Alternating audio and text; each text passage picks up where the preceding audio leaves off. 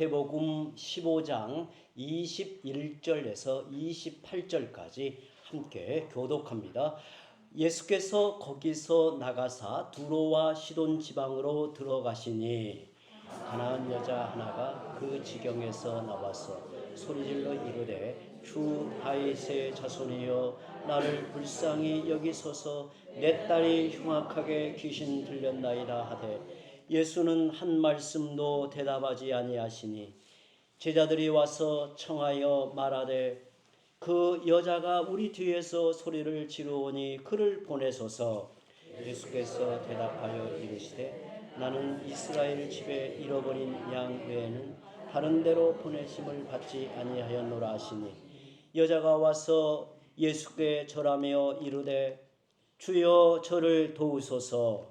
대답하여 이르시되 자녀의 떡을 취하여 개들에게 던짐이 마땅하지 아니하니 여자가 이르되 주여 옳소이다마는 개들도 제 주인의 상에서 떨어지는 부스러기를 먹나이다 하니 이에 예수께서 대답하여 이르시되 여자여 내 믿음이 크도다 내 소원대로 되리라 하시니 그때로부터 그의 딸이 나으니라. 아멘. 아멘.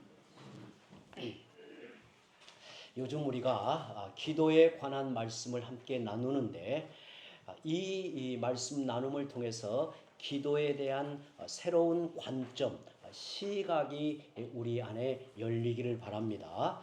특히 기도의 영역에서 나타내시는 하나님의 신비로운 손길이 무엇인가, 이 말씀이 우리 마음을 일깨워 주시기를 바랍니다. 혹시 주변에서 이런 부부를 보신 적이 있습니까?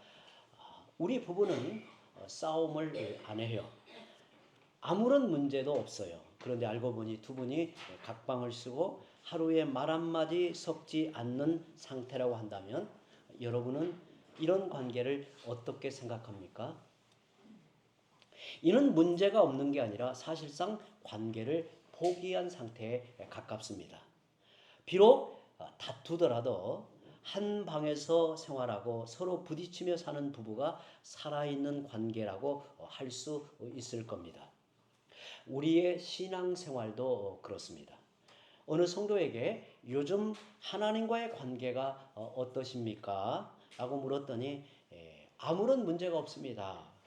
그런데 좀 더 이야기를 들어보니 그분은 요즘 하나님과 거의 인격적 교제가 없는 상태였습니다. 말씀도 읽지 않고 기도도 하지 않았습니다.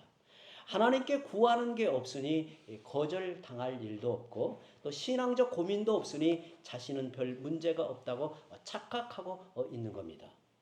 성도 여러분, 친밀한 관계, 그것이 사람들과의 관계든 하나님과의 관계이든 친밀한 관계는 거절과 갈등조차도 소통할 수 있을 때 형성이 됩니다.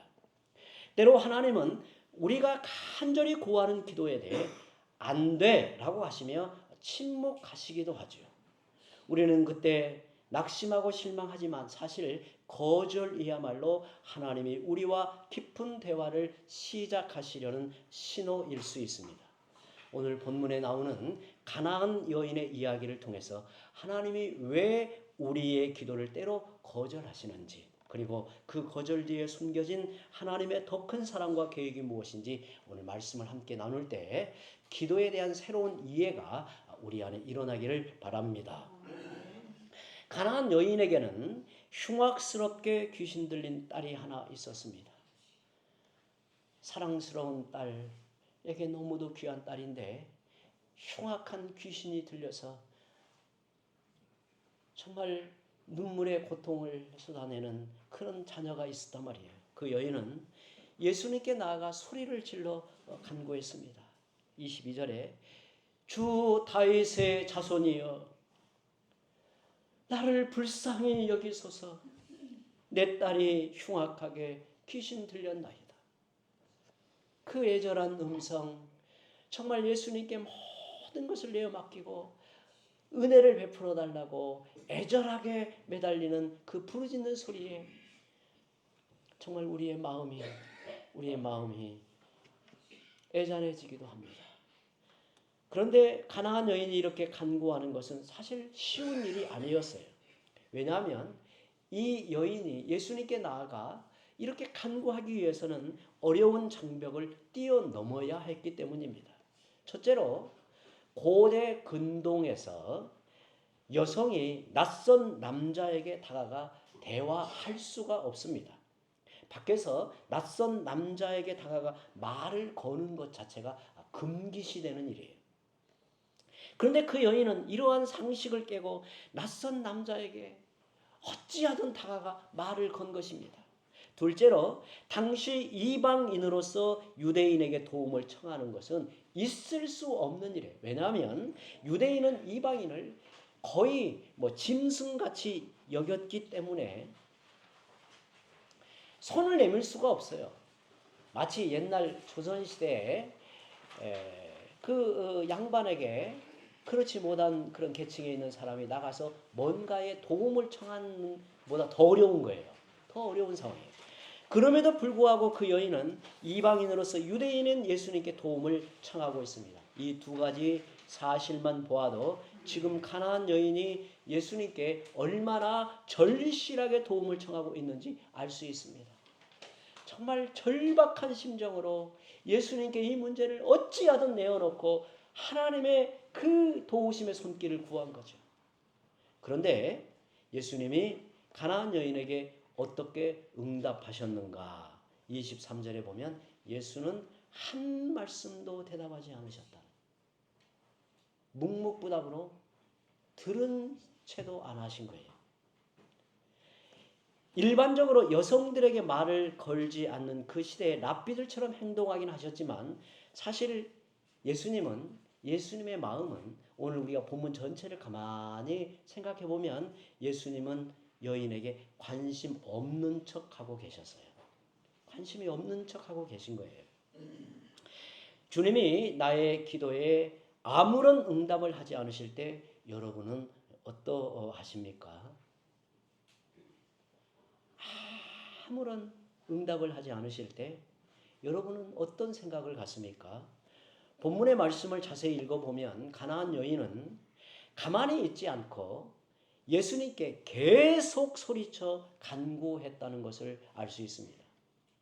그러자 제자들은 저 여인이 계속 소리를 지르니 그를 보내소서라고 예수님께 아뢰입니다. 예수님의 사역의 방해거리로 본 거죠. 이에 예수님은 여인에게 두 번째 거절의 말씀을 하십니다. 24절에 나는 이스라엘 집의 잃어버린 양 외에는 다른 데로 보내심을 받지 아니하였노라. 두 번째 거절입니다. 이방인의 요청에는 응할 수 없다. 이 말씀을 들은 여인이 얼마나 상처를 받았을까요? 저는 이 말씀을 우리가 함께 나눌 때 이 여인의 심정, 여인의 처지에서 예수님을 대하는 게 중요하다고 봅니다. 이 여인의 처지, 예수님의 어떤 심정이었을까? 그럼에도 불구하고 여인은 무릎을 꿇고 절하며 다시 한번 간청을 해요. 25절에 주여 도우소서. 정말 이 말에는 그의 얼굴에 눈물이 줄줄 흘렀을지 모르죠. 그의 말에는 울음 섞였을지 몰라요. 그러나 예수님의 거절은 더욱 단호해집니다. 26절에 자녀의 떡을 취하여 개들에게 던짐이 마땅하지 아니하니라. 못을 박아버린 거예요. 단호하게 거절하시는 못을 박은 거죠. 얼마나 모욕감이 들었을까요? 정말 눈앞에서 개 취급을 당했으니 얼마나 모욕감이 들었을까요? 여러분 이런 정도라면 예수님께 버럭 화를 내고 욕을 하며 돌아서야 하지 않을까요? 하지만 그 여인은 포기하지 않고 더 간절히 매달립니다. 여인이 예수님께 매달리며 하는 말을 좀 풀어서 말씀을 드리면 이렇습니다. 27절에 나오는 내용인데요. 여인의 예수님께 간청하는 이야기예요. 그렇습니다. 나는 당신들의 눈에 하찮고 보잘것없는 사람인 것을 잘 압니다.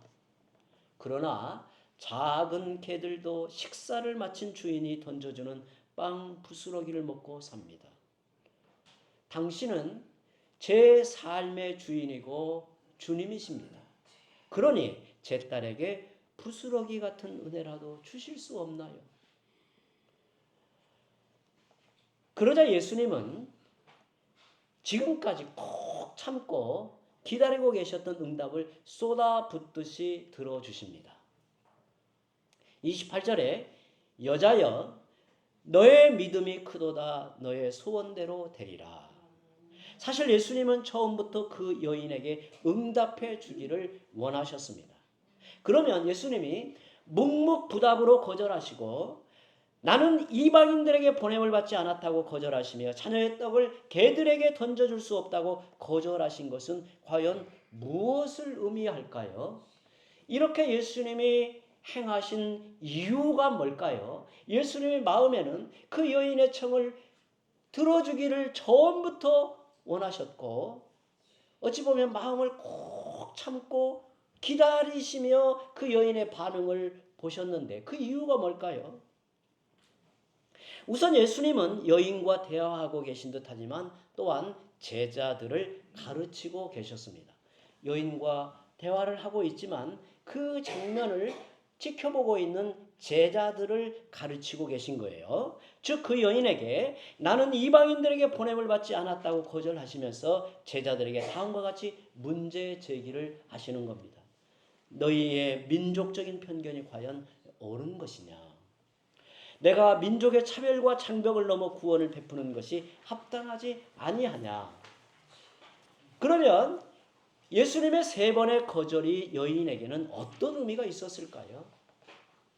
예수님의 3번의 모진 거절이 여인에게는 어떤 의미가 있었을까요? 이 말씀은 끈질기게 기도하면 응답받을 수 있다는 이야기일까요? 그렇지 않습니다.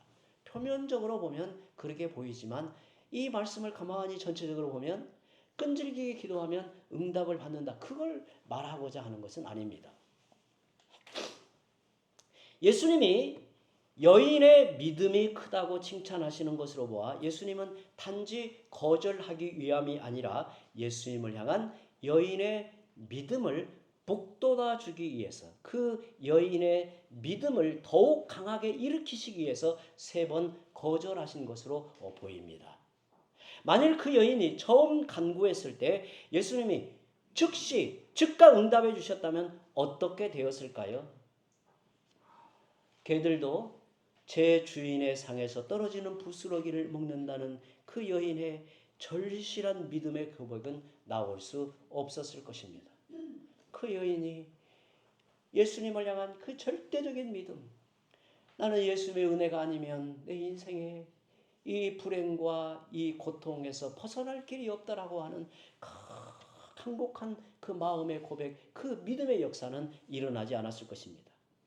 예수님이 여자여 내 믿음이 크도다 하신 것은 이런 의미로 읽을 수 있습니다. 그래 너의 믿음이 더욱 발돋움하는구나. 단지 너의 딸의 문제가 해결되는 걸 넘어서 너의 믿음이 장성한 것, 그게 내가 의도한 바였다. 이처럼 하나님의 거절은 단순한 거절이 아닙니다. 그 배후에는 더 놀라운 응답이 숨어 있을 수 있습니다. 그러면 하나님이 때로 우리의 기도를 거절하시는 이유가 무엇일까요?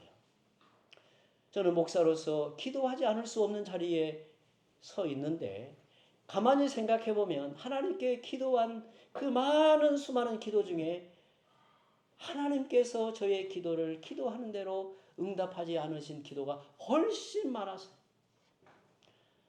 거절이 훨씬 많았어요. 여러분 목사가 기도하면 하나님이 다 들어주실 것 같죠? 그러지 않았어요. 훨씬 저에게 많은 기도 속에서 아픔도 고통도 괴로움도 겪게 하셨어요. 우리가 이 기도에 관한 말씀을 우리 함께 살펴볼 때 우리는 하나님의 전능하심의 가능성을 놓고 아무리 닫혀있는 문제라도 열린 미래를 향해 기도해야 된다고 그랬죠. 어찌 보면 내 자신의 불신앙과 싸우고 내 자신의 이 본성을 부정하며 하나님 앞에 모든 것을 전폭하여 내어놓고 기도해야 된다는 것을 생각했어요. 그래도 하나님이 결국 닫힌 미래로 드러나게 하실 때가 저는 많았어요. 정말 그때 심정이 어찌했을까요? 제 자신의 기도라고 하면 그냥 한동안 그냥 툴툴 털고 일어났을 거예요. 그런데 때로는 성도들의 그 아픈 문제, 애달프게 기도할 때 제 마음에, 하나님을 향해서 제 마음에 적어도 간절하게 하나님이 손을 내밀어 어루만지시면 반드시 응답이 된다라고 하는 것을 저는 내 마음을 하나님 앞에 드리며 그렇게 믿고 하나님 앞에 간구해요. 그래서 하나님이 결론에 가서는 내가 원하는 대로 하나님께서 이루어 가지 않으실 때가 많이 있었어요. 우리가 구하는 대로 응답해 주지 않으시는 이유가 뭘까요? 저는 두 가지로 이 말씀 속에서 교훈을 나누고 싶어요. 첫째는 하나님께서 아직 때가 되지 않는 경우에 거절하십니다. 어린아이가 칼을 가지고 놀면 아이가 다칠까 봐서 칼을 빼앗지만 그 아이가 커서 요리사가 된다거나 또 칼을 쓸 수 있는 그런 자리에 있으면 최고의 칼 세트를 선물해 주는 게 부모의 마음이에요. 우리에게 큰 은혜를 주실 때 하나님의 놀라운 은혜를 우리에게 베푸실 때 하나님은 먼저 그 은혜를 감당할 그릇을 만드신 후에 베푸신다는 거예요. 사실 우리가 이 부분을 이렇게 쉽게 생각할 수 있어도 기도의 영역 안에서는 참 어려운 문제예요. 어려운 문제. 하나님의 은혜라고 하는 것이 때로는 내게 아픔이고 가시이고 고통일 수도 있어요.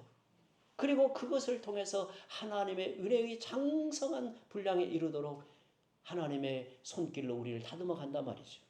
둘째로 하나님은 우리에게 더 귀한 것을 주시려고 하실 때 거절해요. 초대교회 전승에 의하면, 전승이라고 하는 것은 전해오는 이야기, 구전을 말하는데요. 초대교회 전승에 의하면 사도 바울은 어떤 분은 말하기를 육체에 간질이 있었을 것이라고 추정을 합니다.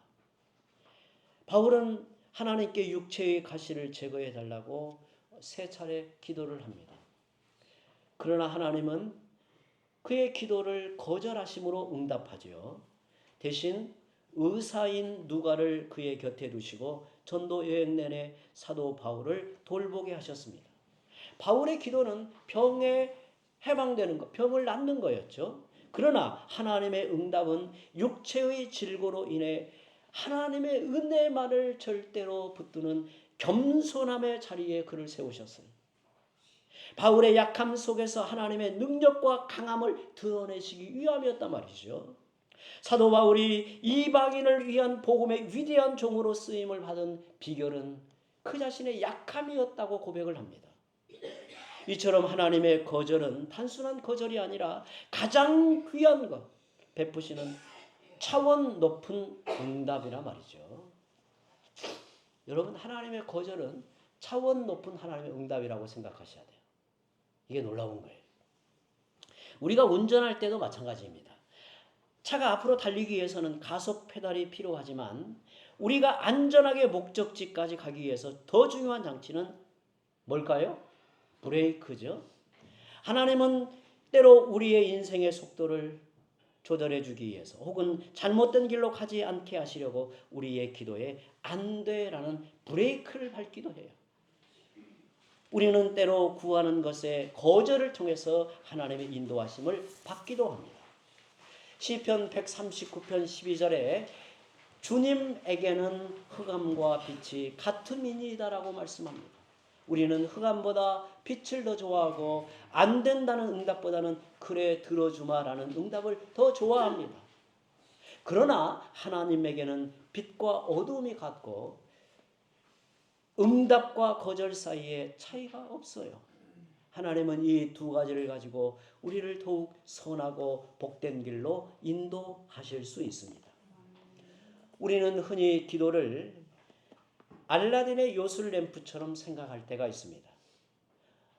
램프를 문지르면, 알라딘의 램프를 문지르면 요정이 번쩍하고 나타나죠. 그리고 그 사람의 모든 소원을 들어줍니다. 그런데 지니는, 그 요정 지니는 요술 램프를 문지른 사람이 어떤 소원을 말해도 거절하지 않아요. 그 결과 그 사람을 망쳐 놓기도 합니다. 인간은 자신에게 무엇이 가장 옳은지 잘 알지 못합니다. 따라서 하나님의 거절 속에는 우리가 다 이해할 수 없는 하나님의 사랑과 선하심이 담겨 있다는 사실을 기억해야 합니다. 여러분, 많은 경우 우리가 간절히 부르짖는 기도는 하나님을 향한 저항의 성격을 갖습니다. 가나안 여인은 예수님의 3차례 거절에도 물러서지 않고 저항했습니다. 바울도 자신의 질고에 순응하지 않고 고쳐달라고 간구하며 저항했습니다. 예수님도 겟세마네 동산에서 이 잔이 지나가게 해달라고 3차례 간구하며 저항하셨습니다. 이러한 저항의 성격이 있는 간절히 부르짖는 기도는 우리들로 하여금 나약한 묵종이 아니라 참된 순종에 다다르게 합니다. 믿음의 사람들은 하나님께 체념이 아닌 저항하며 믿음을 키워나갔습니다. 영국의 유명한 신학자 포사이스라는 분은 다음과 같이 말했습니다. 우리는 경건주의적 숙명론을 경계해야 합니다. 그것은 기도에서 사고를 배제하듯이 기도에서 의지를 배제함으로 영적 삶을 빈곤하게 하고 영적 생명력을 잃게 하고 겸손을 묵종으로 만들고 경건을 나약하게 만든다고 했습니다. 우리는 어리석고 연약하여 하나님께 간구할 때 자칫 나의 소원을 이루는 것에만 집중하기 쉽습니다. 그래서 하나님이 우리가 기도하는 대로 응답하지 않으실 때 실망하거나 좌절하기도 합니다. 그럼에도 불구하고 기도를 포기하지 않는다면 우리의 믿음은 더욱 자라갈 것이고 더 나아가 우리의 소원 성취를 넘어 하나님의 뜻을 귀하게 붙들 것입니다. 또한 바로 그 지점에서 우리를 향한 하나님의 선한 뜻이 이루어질 것입니다. 이제 말씀을 맺습니다. 오늘 우리가 살펴본 가나안 여인은 예수님의 거듭된 거절 앞에서도 물러서지 않았습니다. 그녀에게 거절은 포기할 이유가 아니라 주님께 더 가까이 나아가는 믿음의 발판이었습니다. 하나님은 우리가 구하는 것보다 더 좋은 것을 주시기로 응답을 지원하십니다. 지금 여러분의 기도가 막혀 있습니까? 여러분의 기도에 힘이 부치십니까? 이는 거부당한 것이 아니라 더 큰 은혜를 담을 그릇을 준비하시는 하나님의 손길이심을 기억하시기 바랍니다. 우리의 생각보다 크신 하나님의 지혜를 전적으로 신뢰하십시오. 무기력하게 상황에 무릎을 꿇는 것은 순종이 아닙니다. 가나안 여인처럼 부스러기 은혜라도 주옵소서라고 매달리는 절실함이 오늘 말씀은 진정한 믿음이라고 말하는 겁니다. 기도의 자리를 끝까지 지키십시오. 하나님의 은혜 앞에 저항하는 기도는 나약한 숙명론을 이기며 우리를 하나님의 뜻에 합당한 장성한 분량으로 자라게 할 것입니다. 하나님은 빛 가운데서도 흑암 중에도 여전히 우리를 선한 길로 인도하시는 분입니다. 내 뜻대로 되지 않은 상황에서도 주님은 여전히 선하십니다라고 고백하며 끝까지 순종의 길로 나아가시기 바랍니다. 여러분의 지치지 않는 믿음 위에 하나님의 놀라운 응답과 회복의 역사가 반드시 임하게 될 것입니다. 기도합니다.